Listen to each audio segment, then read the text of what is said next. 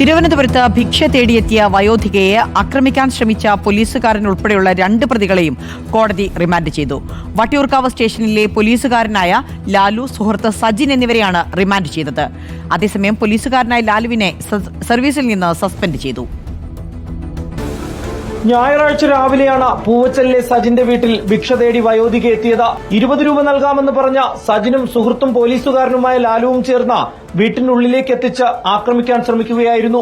ഇരുവരും മദ്യലഹരിയിലായിരുന്നു. വൃദ്ധയുടെ നിലവിളി കേട്ടെത്തിയ നാട്ടുകാർ വിവരമറിയിച്ചതിനെ തുടർന്നാണ് കാട്ടാക്കട പോലീസ് എത്തി ലാലുവിനെയും സുഹൃത്ത് സജിനെയും അറസ്റ്റ് ചെയ്തത്.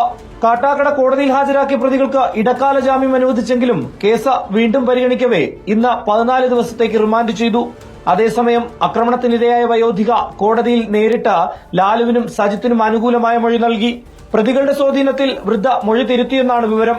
അതേസമയം വട്ടിയൂർക്കാവ് സ്റ്റേഷനിലെ പോലീസ് ഉദ്യോഗസ്ഥനായ ലാലുവിനെ സർവീസിൽ നിന്ന് സസ്പെൻഡ് ചെയ്തു.